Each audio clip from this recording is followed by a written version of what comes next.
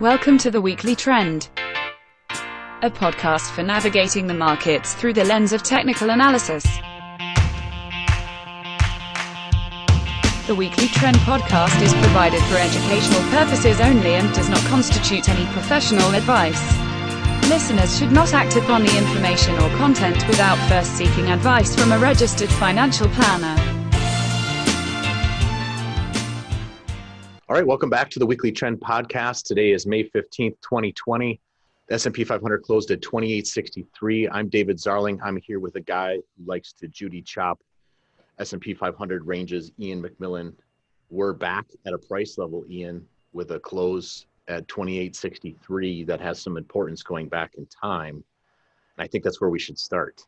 2863, yeah, an interesting level. So kind of the bottom of pretty interesting range. A Judy chopping range, chopping a lot of chop. And going back to this is the highs. This was the peak in January 2018. Yep, 2872 in January 2018 was a major mile marker, a top. For technicians, they would have called it a blow-off top, which is just a fancy way of saying there's basically a buying exhaustion event, and price quickly corrects itself from there. And so if you think about it, January 2018 price was 2872 on the S&P 500. Here we are 28 months later. It's a huge, 2017 being one of the least volatile years on record. I think there was 5% drawdown that year. Oh, yeah, it might not even have been. And so we got into January 2018, right? Mm-hmm. And following a 2019 or 2017 where you could do no wrong. Right. And all you very low volatile year, basically stocks were up like 20 basis points a day, and they kind of just kept doing it over and over. Even the corrections were easy. So 2018 clearly, as typical behavior we would see in markets, people pile in, if it's going to be this easy. And of course, the end of that month, we have a big correction. And yes, since then, zooming out, it's just been a mess. Right. It's been nothing but heartburn in between, right? So you got the S&P 500 is basically flat, and we're talking about the best index on the planet. Mm-hmm. We're not talking about Russell 2000. We're not talking about the NYSE. We're not talking about international stocks. We're just talking about the best shirt in the closet besides the NASDAQ 100. S&P 500 is basically flat over those 28 months. And during that time, you had almost a 12% drawdown, a 20% drawdown, and of course, and this a 35% drawdown. And a 35% drawdown. So it's been anything but a straight line.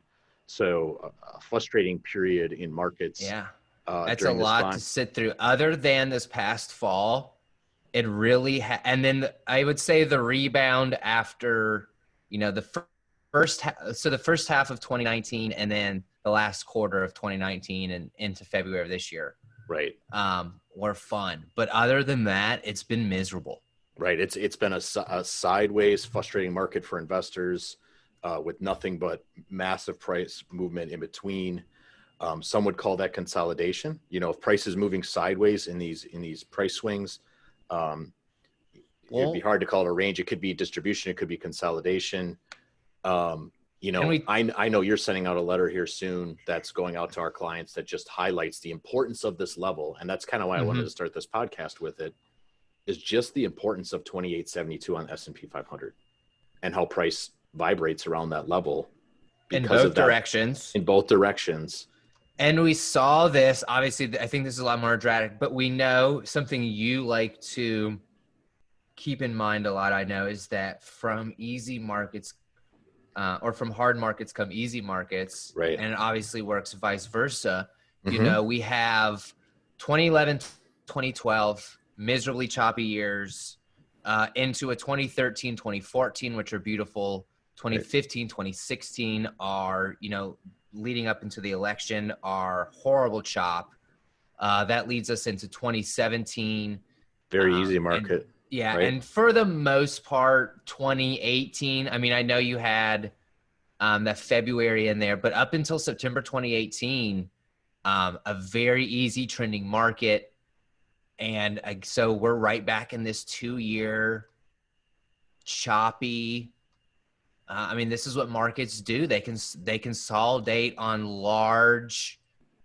When you zoom out, you'll see lots of consolidation over the years. I mean, gosh, you could say really that the 2000 peak all the way till we finally broke out in 2013 was a consolidation. Right. That was just one big One 13-year, big massive consolidation. right? And so it's always interesting to hear people with different fundamental opinions, and that's what they are, opinions. It just, you hear things like, oh, we're in blow off type behavior right here. Maybe I don't see that, just because I can point to the S&P 500 and say we've gone nowhere, but heartburn. Well, and they'll point to months. 5 stocks or a handful of stocks, which yes, have been great. You've got your FANGs, and there's other things outside FANG we know that have done great, but the average stock. Since January 2018, S&P 500, one of the best on the planet, is flat. The Dow Jones is minus 10% from that time. Mid caps are minus 20. Small caps, Russell 2000, minus 22%. If you took the total world index, that's minus 15%. If you looked at all the world and then subtracted out US stocks, it's minus 27%. If you took Europe, it's minus 30. You take Asia, it's minus 21%. Emerging markets, minus 31%. Wow. Right, all from January 2018. So you got the S&P 500 by its. I mean, you want to talk about just brutal for a diversified portfolio. Right. Unless you've been in US, unless you've been in, things that have been outperforming the S&P, because nothing else has. Right. Not even close. You look at that, just those numbers alone, you can't sit there and say, oh, we've been in a bull market. No, we've been in a bear market in a lot of places since January 2018. Well, and there's the argument. It's the same argument for 2015, 2016. A lot of, people want to say, well, we didn't have a bear market. Well, as you and I know, as technicians, bear markets can happen through price or time. And again, an area of a lot of bifurcation was 2015, 2016. Because, you had energy but that's really when energy started. Right. Energy had a miserable 2015, 2016. They've had a miserable 2019, 2020 through this whole period. It's right. And so it's all about what's happening underneath the surface. We're blessed to live in one of the greatest countries on the planet. Whether you're talking about the Dow Jones or S&P 500, these are amazing large cap stocks with some of the best companies in the world. And that masks a lot of the damage that happens underneath the water. And so, just looking at some of these, some of the information, and it's fact, right? It's data. We don't get to say, oh, it's not down minus 20%. No, it is. What mid caps are down 20%, period. Like they are, period. Right. Exactly. That's it. So it's the same with like 2015, 2016. S&P 500 had some correction to it, both price and time. But underneath the surface, a lot of different areas were down. Horrible. And so here we are 28 months later after January 2018. Well, the S&P 500's been flat, but, heartburn, that whole in-between period, all these things are still down. All these things are still. So we have this bear market environment even before a COVID panic type move takes place in U.S. stocks like this. And so here we are back to this important level, January 2018, and we've got a range on our hands that kind of goes back to, you want to call it April 9th? Yeah. Or somewhere, somewhere in there. So for about a month, we've been chopping back and forth and digesting. And, last week we talked about 2940 as this important level. And so we got to work through that supply, right? There's supply there. We've seen price reaction there. And so now we have to work through that if we're going to move higher. Well, and if you go back exactly a month, the S&P and the Dow are both down. NASDAQ and small caps are both up. So again, a lot of talk about this market's ripping higher. Not necessarily. Right. There's a nice consolidation going on. I think some interesting behavior would be, and we can get more to this in the extended version, but some interesting behavior and that both buyers and did show up on the 4th and yesterday around the 2,800 level. So still building that range. That's been kind of the midpoint of this original range that we have been working with between 2730-ish and 2850 is this 2780, 2790, 2800 area that we've seen a lot of chop around. And really a lot, I mean, just a lot of chop around 2840, 2850. Just and for those listening, when we talk about chop, it's just like what it sounds, you know, like if you were to take a knife and you're chopping on a cutting board, cutting up your favorite garlic or onion or whatever, same thing. The market's just moving up and down inside a range, right? It's not actually going anywhere. It's just it's capped on the top and capped on the bottom between this battle between buyers and sellers, and prices moving in that range until we eventually break out of that range one direction or the other. And so that's what we mean when we're talking about this choppy behavior. And one of the things we talked about this week, Ian, and I know our clients are familiar with this, we're not afraid to hit the sell button after we've hit the buy button. And part of that is we operate like scientists, right? There's a quote from one of the best investors of all time, Paul Tudor Jones, where he says, "Every day I assume every position I have is wrong." And I'm going to say it again. Every day I assume every position I have is wrong. And so it's, when you first hear it, you're like, well, how does that make any sense? Well, and that did for me for a while. It's a quote that's been used a very long time, and it has a lot of truth for a long time, especially as a competitive person. And Dave, I know you are too. But as a competitive person, it's like, well, why would I want to have that mindset going into a trade? Like, I wouldn't have that mindset, going into a game if I was playing basketball or lacrosse, right? I would want to be optimistic. But over the years, I have certainly, and especially recently, have really come to find a lot of truth in what he's saying as far as how approaching the market and the mindset that you should have. Right. And I think it goes to, go ahead. No, go ahead. Go ahead. I was going to say, it doesn't mean that you're going into a trade thinking that it's going to fail necessarily. Right. That it's a bad trade. Right. And so it's this concept, and I'm going to add a line onto it. And I actually don't know if he may have actually said this exact thing. So I may be adding a quote of his, but every day I assume every position I have is wrong, period. Price must prove me right. Yes. So, right, I think that's a great extra line to add.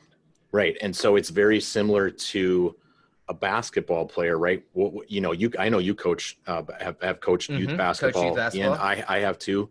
What do you teach a player when he takes a shot? To follow his shot. Well, do you follow your shot because you think the shot's going to fail? Absolutely not. You follow your shot because that's the process. That's the appropriate thing to do after you shoot a basketball. Because if it does fail, you want to be there. You want to be there. And so the same process happens in investing. We can take on a new position, and we've pre-identified when the position is quote unquote wrong or on the wrong side of the trade. Just like a basketball player, it's very obvious when a ball doesn't go in the hoop, right? It's same thing when you take on a new position. It's very obvious when that position fails that you don't need to be involved with it. You can always come back to it. You can always take another shot, but to not grab the rebound would be handing it over to the other team. And so assuming every position is wrong allows you to have a risk management process where you say, yeah, I'll take on a new trade, but if it's below X price, that means sellers have control, and quote unquote, I was wrong, but that's okay. We can cut our risk down. We can always get back involved. And so it's a really important concept for us in our adaptive process is we're not afraid to cut risk in this type of environment and get back in when appropriate. Well, I will say this, I'm not going to guarantee that over the long term, avoiding big losses will help you, you will outperform. But I will say that over the long term, if you do not avoid big losses, there's no way you will Right. have a successful investing journey.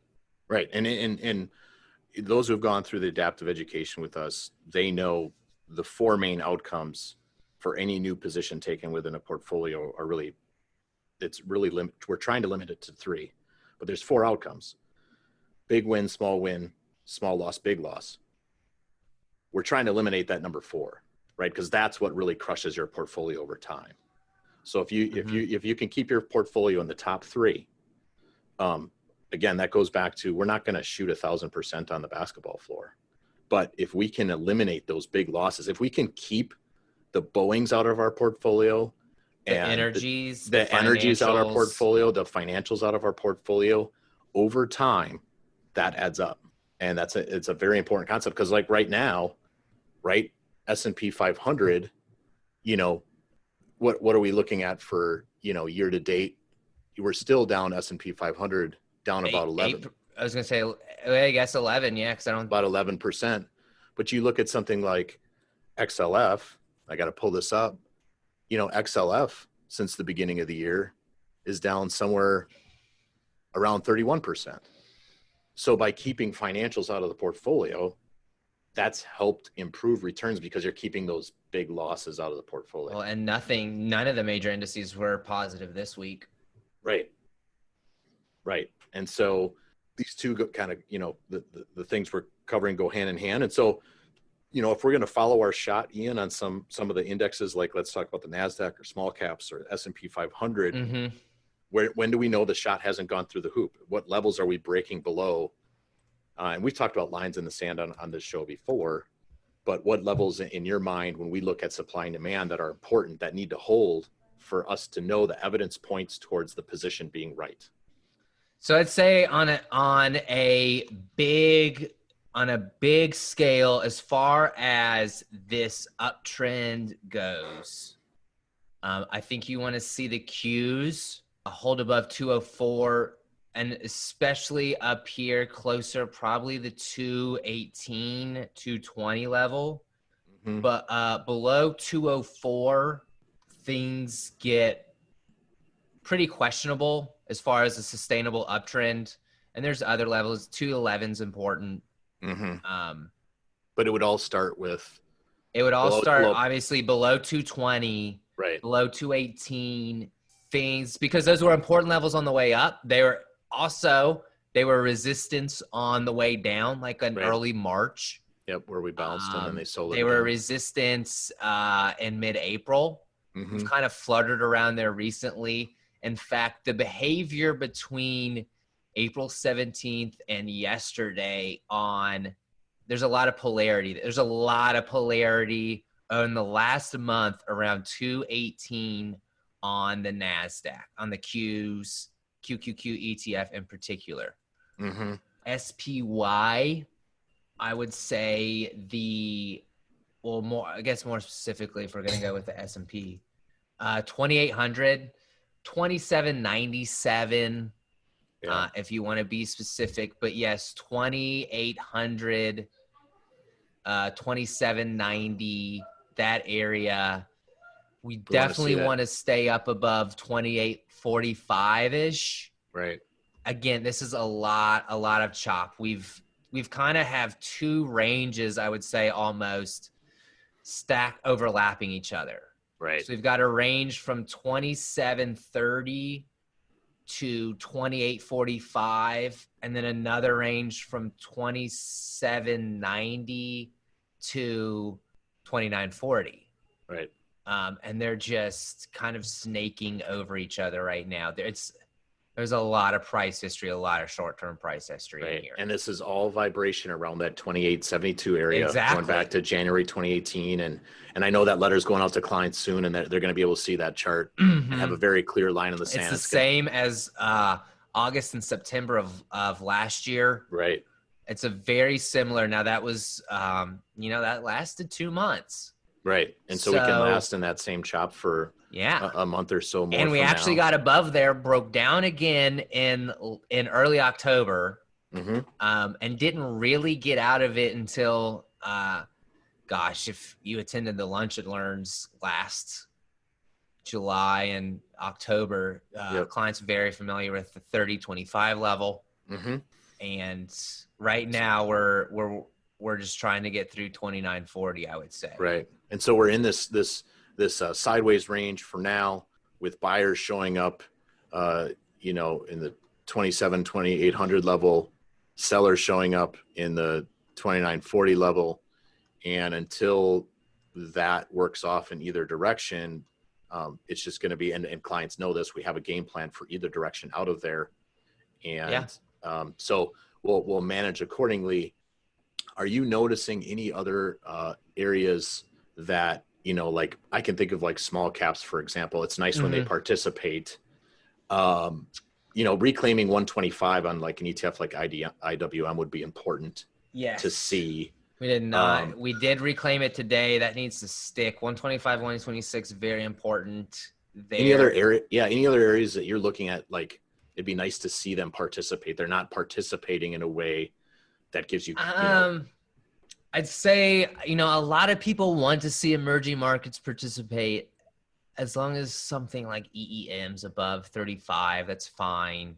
I'm not looking for emerging markets to necessarily be a big, well, on 35, and they've just 35 is an important area that goes for a long time.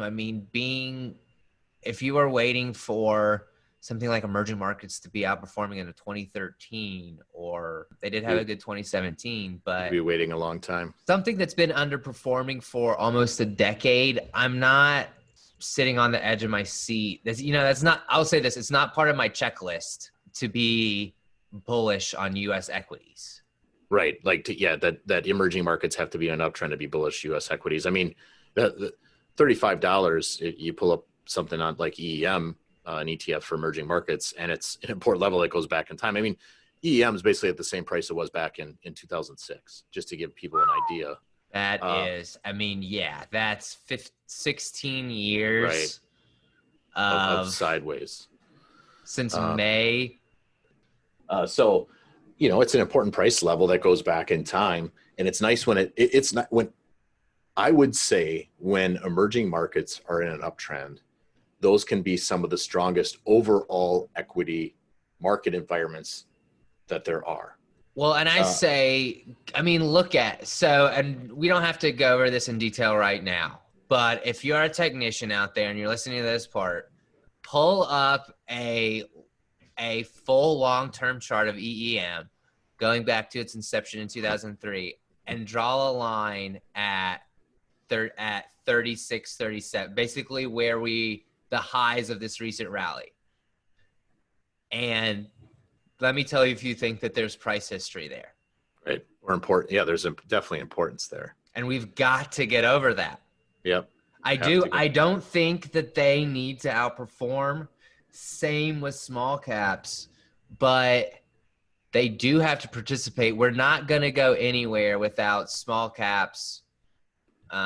Small caps are in the same spot they were in, literally the same spot we were at the day of the election in 2016. Right. So they've gone nowhere in 3.5 years. Right. Now they obviously went up, but they did go up and they performed quite strongly. Right. And then they're back. Now they're back to this very important level. And we've kind of talked about in the past, on the past couple podcasts for people, and I know we're being very equity focused right now, but a lot of areas have reclaimed an important price level of December 2018 lows.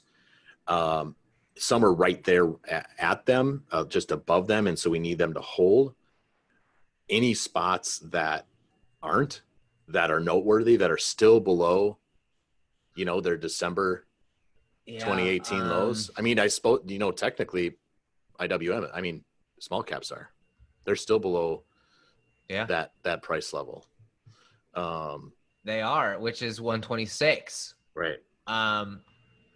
Yeah, and obviously there's two spider sector ETFs, which is the general consensus in the industry. And when we talk about sectors doing something, we're usually referring to these spider sector ETFs. There's 11 of them representing the 11 S&P 500 sectors. There's two that are not above their December 2018 lows. So again, from a behavioral perspective, there are two areas of stocks that even right now, investors are saying, I'm not willing to even pay the prices for those stocks that we saw back at those abysmal lows, January 26th, 2018, which is that's really saying something. Right. That they're Because, not willing to we all know that was a pretty big market bottom.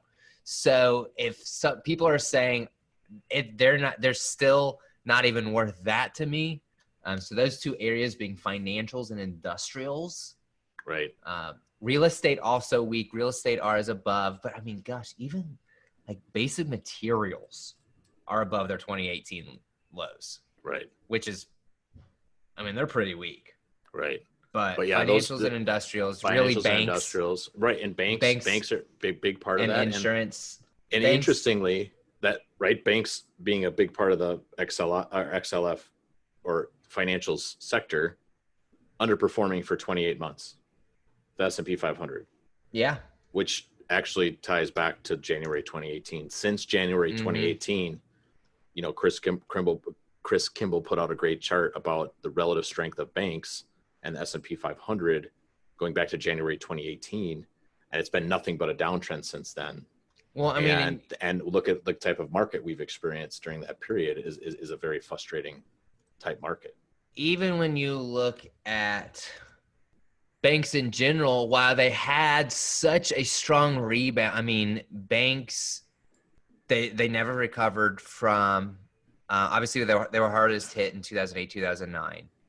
And they've had some periods of, obviously, if you want to call this a dead cat bounce on a relative basis, banks and financials did pretty well in 2009, 2010. But even since then, this entire last bull market that we had, I think we can say it's officially come to a close with a 35% decline. So this last bull market that we had, banks still did miserable. Right. They're well past their relative lows from 2009. Right. So you could buy banks or financials at a price relative to the S&P 500 less than they were at the bottom of the great financial crisis in 08, 09. So I'll let that sink in a little bit. Just because it means the price investors is low, hate them even more than they did then. Right. And so it's an interesting development, and yet banks and financials are an important part. They're extremely important, especially for small caps. So we're definitely, not out of the woods here yet. And I know we've said that in many podcasts. When we're, still below 2940, we have some weakness in industrials and financials. And transports, right? So transport's another area that's been brutal. They're not even close to their 2018 lows. You got, those are two areas that tech is great, and tech can do a lot of things for the broad indices to mask horrible things, as you've alluded to in the past. But at some point, if we are going to get serious longer term about stocks being in an uptrend, and I talk about stocks as in the Dow, the S&P 500, if the average stock is going to move upward, transportation stocks and banks and financials have got to get going. Right. They've got to participate in this. And I think what's interesting too, and I want to dovetail into two different things before we head into the extended version. So when we talk about ranges, another area that has ranges that's connected to banks, rates and treasuries. Mm-hmm. So we're in this range now. Some people would maybe disagree with me on this, but when No, I definitely see what you're saying. when we look at something like TLT, which is an ETF that represents 20 plus year treasuries, or even if you wanted to look at T-bond futures, we've moved sideways since the beginning of March. So we're in this price range in either of those instruments, whether you want to call it 170 on the high end of the range on TLT, and on the low end of the range, somewhere around 162, 163. That's also been moving sideways. Mm-hmm. And so rates are kind of in that same situation. And we know that banks tend to have some interest rate sensitivity to them. They do. And so if we're having rates if we have bonds breaking to the upside out of this range, which means rates are dropping, that will be a headwind for banks. It could also be the other way. If we have interest rates rising while bonds are selling off, you could have banks now participating again. That would be a tailwind for them. Now, each of those things can happen separately too. We don't make the market rules. And but I'd say there's a potential head and shoulders there in something right. like TLT. Mm-hmm. So we'll see. But yes, in the broad scope, exactly as you alluded to, Dave, we need interest rates to start picking up for banks to really get going. Right. And it is true. They usually do lead us out of some of these types of bottoms. Again, small caps underperforming over the long term. Obviously, some of the stats gave out earlier, David's, I think you had said that Russell 2000's down 22%, but coming out of bottoms to get these breadth thrusts, you do kind of have to have small caps outperforming for a few weeks. Right. And you do need a strong push from them to kind of get you out of the gate, and then they kind of fizzle off. But you do need them there. Still no breadth thrusts to speak of. We've been so close. And so with that, Ian, we've kind of reached our time limit for the client portion of the podcast. And so I appreciate you providing your insight, important information we'll get again next week after this Judy choppiness that we've had this past month or so. And so again, I appreciate you, and I appreciate all of our clients and everyone who's listening to this show and all the great feedback that you provide. We appreciate that you find it of value in your weekly process. And so thank you for that. Have a great weekend. To those moms last week that I failed to say happy Mother's Day to, we greatly appreciate you. Happy Mother's Day to you, and everyone enjoy their weekend, and we'll do it again next week. All right. Have a great weekend, everyone.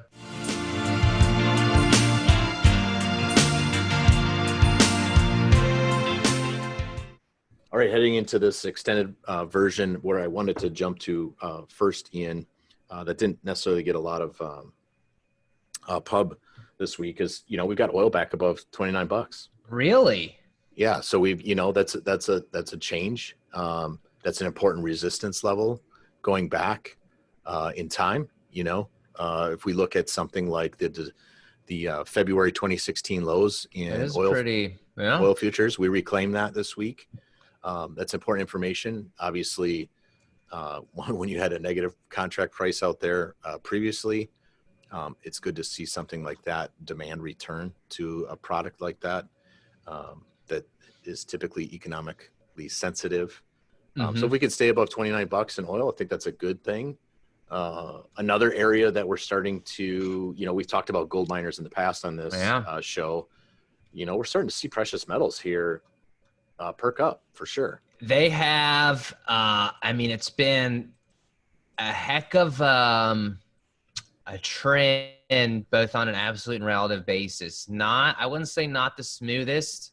We've definitely had some interesting pullbacks. Even looking at whether it's if you took something like GDX on May 1st. So we're breaking out of a consolidation on April 30th and on May 1st, just to rip back higher. And then a lot of that recently too. But yes, on an overall, working their way. They continue to work their way higher. Both the ETFs. Yeah, like GLD. Uh-huh. You mentioned GDX. We're seeing GDXJ, junior gold miners, are stepping up. And to your point, you look at it, you look left on a chart on something like GDX, and they were part of that liquidation event in mid-March, and now they're moving higher. But now we're seeing. I know a lot of technicians like to see a relationship like silver to gold. They like to see silver outperform. And why do you think that is? Well, I think if you're going to be in the metal space, I think the thesis goes like this: that if you want to say the gold bugs, right, the crazies who just love gold, it's even the craziers who love silver, right? Yeah. So you go out the risk spectrum, Okay. right? Yeah. You move from gold. You're moving out on the risk spectrum if we're buying silver. Yeah, I agree with that. I think if silver, both the metal itself, futures contracts, and silver stocks are outperforming gold and their gold stocks, gold miner counterparts, I think that definitely, like you said, completely agree, adds on to the risk that we're fully engaged in a risk on. Right. If we're, it's like, and stocks, that's what we right? saw in 2016. Right. And it's like stocks, right? If we're buying micro caps and emerging markets, and those are in uptrends, that's a healthy overall equity market. Like, that's demand for equities, right? Because we're moving out on the risk spectrum in precious metals in the commodity space. If we're buying silver, if silver's in an uptrend, gold's probably in an uptrend too. And it's a positive trending environment for precious metals overall.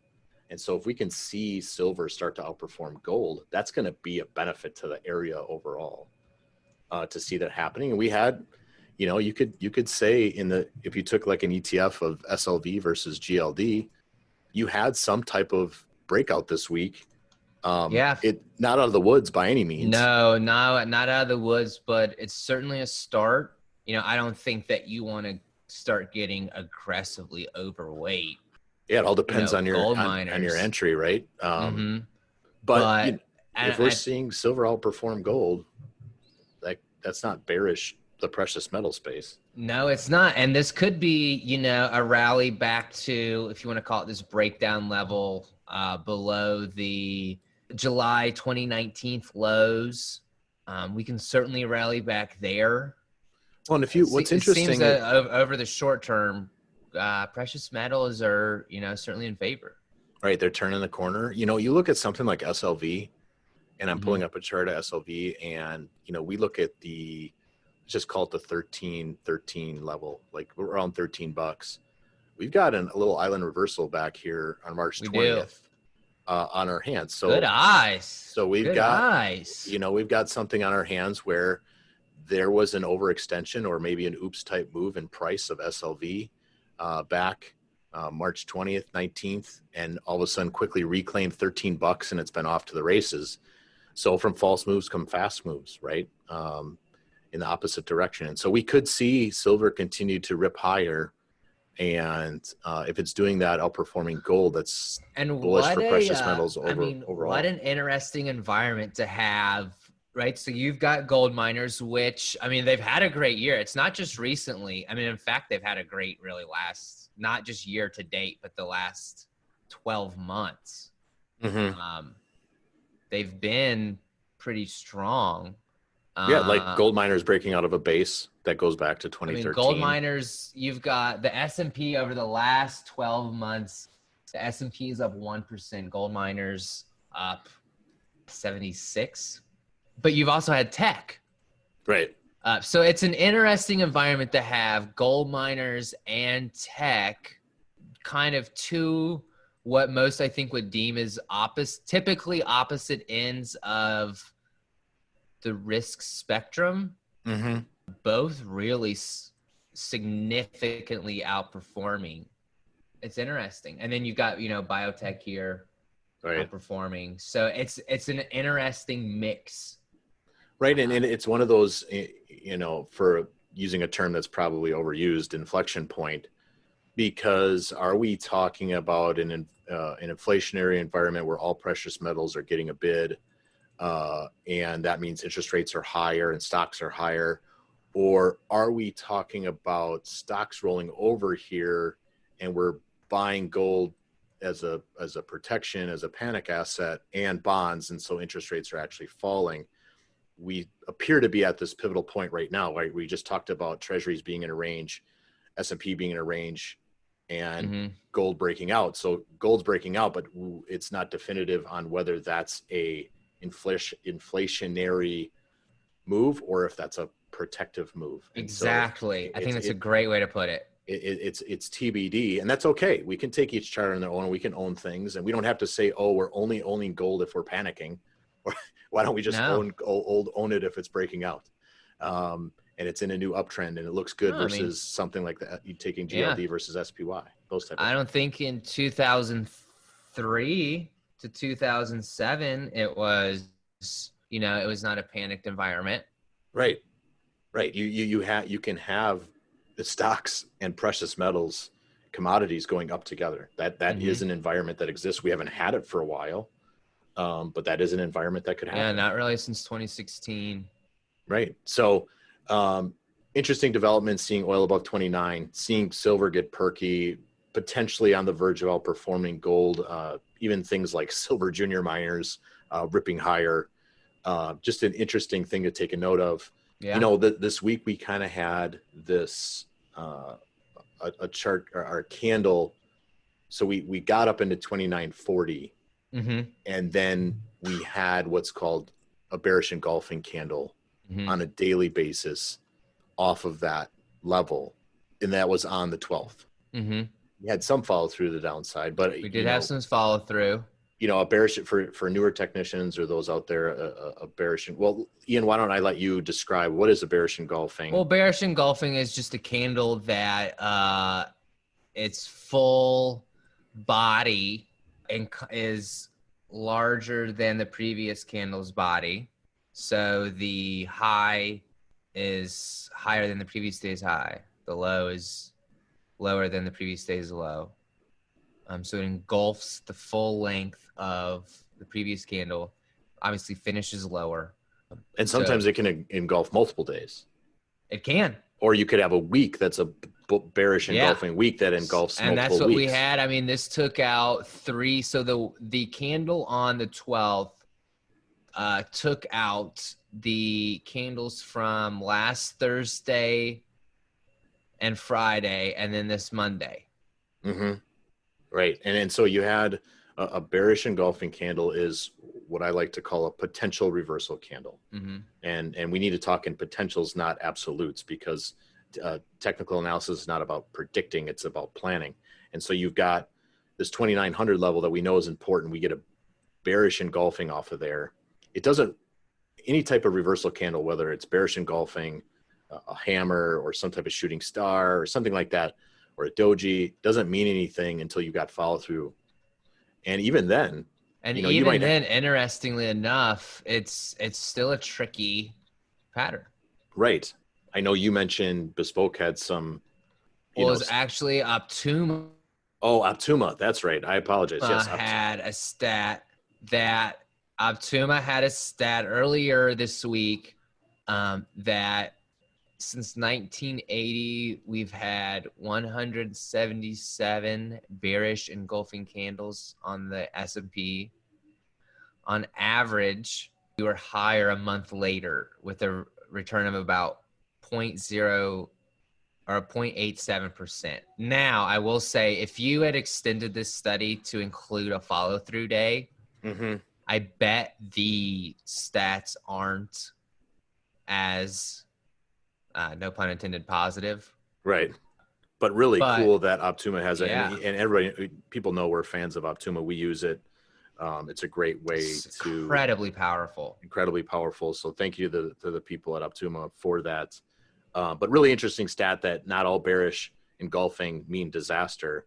But to your point, Ian, when you have follow through the downside, it can have some significance. Now we had that the following day, but then we've now since had a candle, a piercing candle, or a candle that recovered 50% of the day's prior move on May 14th. And we got a little bit of follow through today. So again, we're in this choppiness.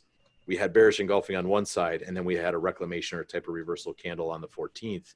And so now we see what happens next week. Yeah, still not quite above that 2870. I mean, all of these, just so many areas, and you can take these ranges and you can make essentially ranges in the 50%. It's incredible the stair steps that we move in and continue to bounce around. Yeah, they're kind of like Russian stair steps. And so there was this thing about bespoke statistic that you mentioned about intraday swings, and we've had a VIX that's, we've harped on it enough. It's been elevated, right? We haven't even touched 20, and so we've been 30 or above for a long time. Oof. So we're going to have these intraday swings. Barbados one day. One day we're going to go to Barbados when the VIX is below 20. Yeah, exactly. That's right. Yes, we are. Book your flights now. Get your masks ready because we're going to Barbados.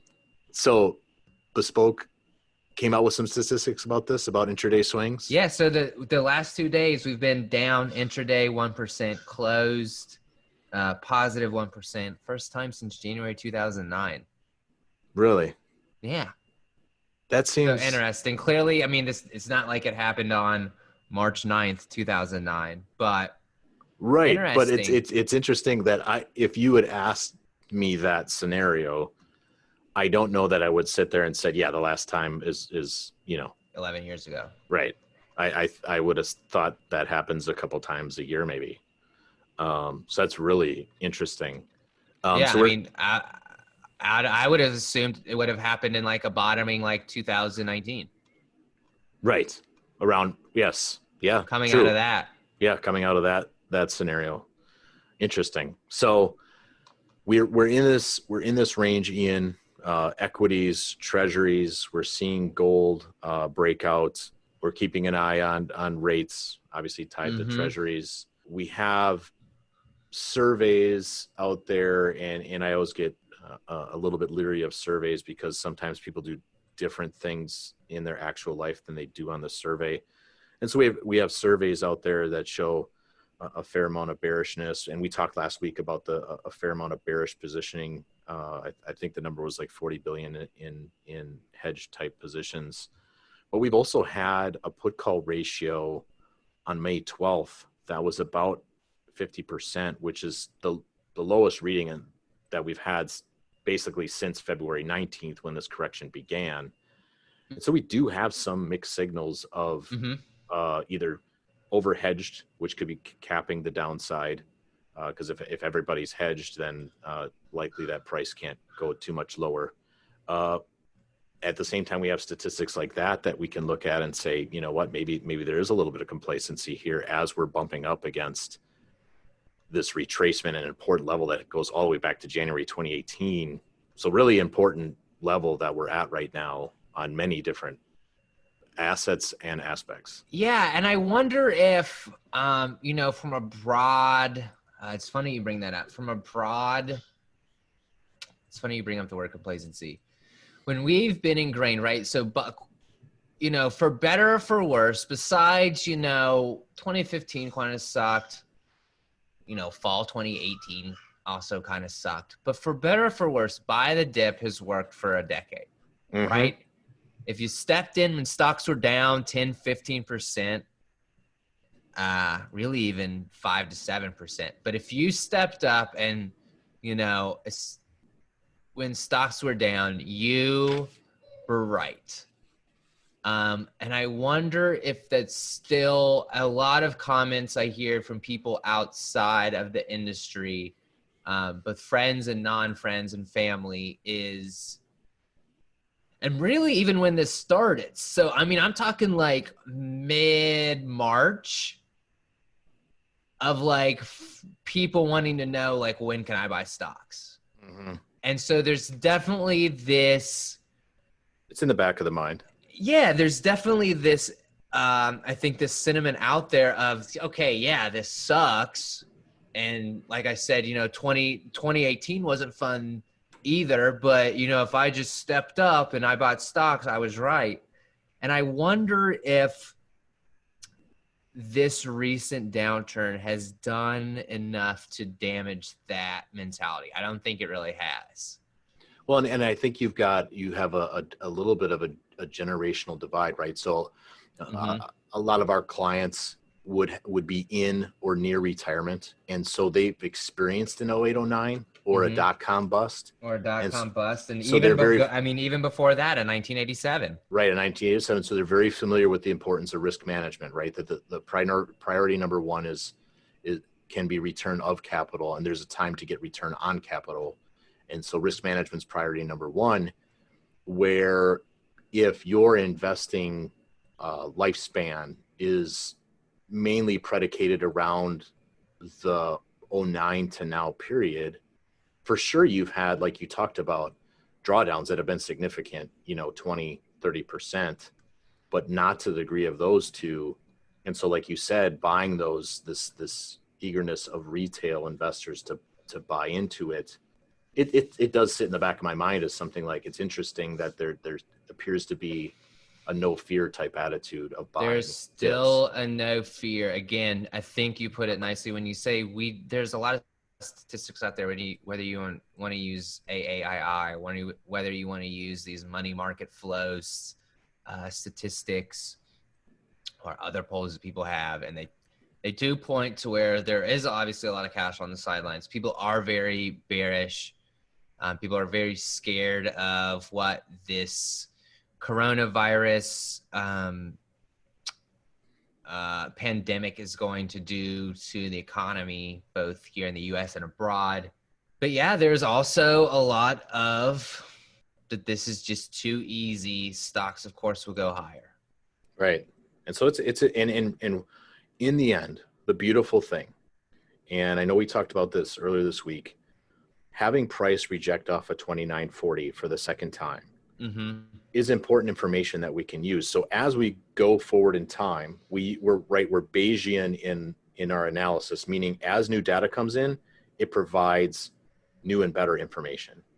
And so as we move forward in time, just like next week and the week following, are going to provide information that will stack on top of the data we just talked about. We talked about data that went all the way back, whether it was emerging markets going back to 2006 or talking about the blow off top in January 2018. We're cognizant of all the data through that period. And next week, we're going to get important data that stacks on top of that. That's going to provide important information. So below 29.40 is important information. Above that, if we're above 29.40, that's confirmation of a bullish thesis, right? And so those are things we can be aware of, and price can be the final arbiter of value. It can be the thing that guides our process. Yeah, and I think I would not be surprised. You and I and Kevin discussed this earlier today. I don't think we're going to be surprised at all next week if we get back up to 29.40, 29.45 again, which would make sense. If this is a range and we're going sideways, we could see 29.45 again, and we could go right back down to 27.80. I could see us, if they really want to tap the fishbowl, I can see us going back down to 27.30, 27.40 again. So if this is a range, which would be healthy now, also, which would be, I think, very healthy, similar to kind of the range that built before we got to 30.25 back in late October 2019. If we do have a range here and we can build some energy under this 29.40 area, and we can move through there, and I'm not talking about intraday or really more than a day, but if we can build a range, let's say over the span of June into July, whatever shape that may take, it could get wonky. But if we have the essence of a sideways range and we get above there, I think it could be really powerful.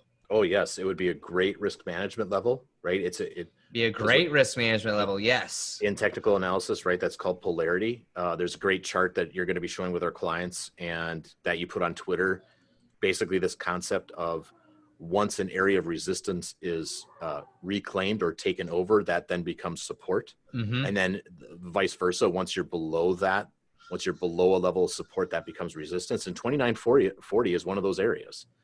And if we get above there after building a range sideways like that, that could be an excellent place to manage risk with, as far as saying, okay, above 29.40, we can be a little bit more aggressive with asset allocation than we can below it. That's not advice to anybody, but it's something that we look at. And I think on the opposite end, below 27.40, definitely below 26.40, things start to look pretty sketchy. For I can let the sellers have it.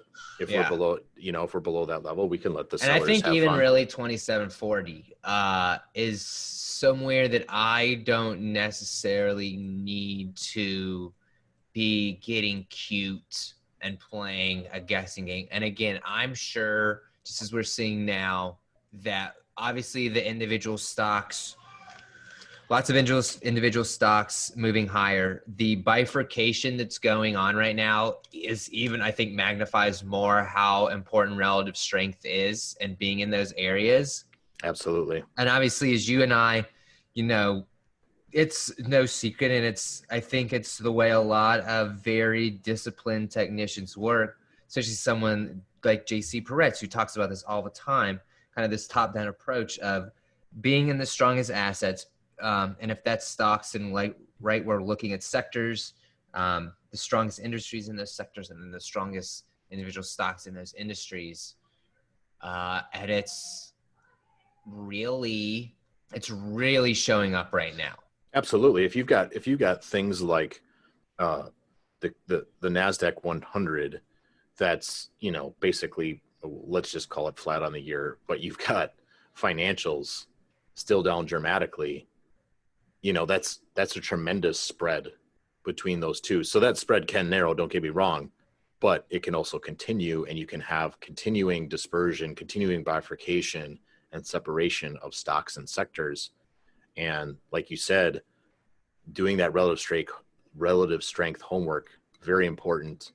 And you can use those charts too. You can do any chart versus the SPY and come up with really important price levels. Almost and obviously you and I know this, but to even be in our universe, if you're not making some type of relative high along with an absolute high, or, in an uptrend on a relative basis, what's the point? Yeah. Don't even bring it up. Obviously online retail, we talk a lot about a ton. Gold miners, the video games, biotech. If we're talking about broad indices, obviously the Qs showing the most strength. I think you just did a good job there of even take a week like this week where the sellers kind of showed up 12th and 13th. And what do? You go through and you see what are the stocks, what are the areas that weren't affected as much as the broad market itself by that sell. Yeah. Yes. So, and you see it a lot, as you said, this past week, a market that's gone nowhere, but you had some stocks that were up, 5-10%, particularly in these packaged software names, biotech names, stocks like Square. So it's still very tech heavy, still very healthcare tech or healthcare heavy. Sorry. Blah, blah, blah, blah, blah, blah. Yeah. You can cut that out, Kevin. 3, 2, 1. So again, very tech and healthcare heavy. And these are kind of been an area, as we said before, to hide out in. In some of our models for clients, we really have a lot higher number of individual names than we normally would. Not saying overall exposure is necessarily at an extreme level, but our exposure to certain individual names is a little higher, in particular for exactly that reason. Right. Because there is this bifurcation going on. And so it is a much more of a stock picker's market. And so you can identify those individual names, which is just as important as finding those sectors that are performing well. And so we're up against our time limit here. Anything you want to wrap up with, Ian, before we close it down? I would say keep in mind that price is the only truth. Whether you think that price is traded by humans, whether it's traded by a bunch of machines that sit in an office, quote unquote algos, whatever is printed on that chart in front of you is a fact. right? And that's the bottom line. I think the charts are wonderful. I think that price charts and the behavior that they show, again, this chart, when you go back to this 2018 highs, and that just being the dead smack middle of this totally whipsaw range that we've been in for 28, 30 months. Mm-hmm. I don't think it gets any more. Don't discount coincidence, right? Like that is an important marker, behavioral marker in the market was January 2018. And here we are vibrating around that level again. I almost want to say it doesn't get any more simplistic than that. Correct. And it, like, how much sense that has to make. I'm not saying it's been easy or that I predicted this, but when you look at it, right. It makes all the sense in the world. It makes all the sense in the world that this 2018 blow off top was that ever since then, we've had complete confusion on both sides. Right. Complete confusion in the best stock market in the world and bear markets in literally everything else in equities across the globe. Mm-hmm. And so you're right. You're absolutely right. That blow off top, January 2018, important behavioral mile marker in the market. And that's why we're going to monitor that level going forward as part of our game plan for clients. So Ian, I appreciate, again, all the insight you provide on this show. We've received a lot of great feedback, and we'll do it again next week. Everyone that's listening, thank you. Make sure to share this with your friends. We appreciate it. You guys have a great week ahead, and we'll talk again next Friday. Have a great weekend, everyone.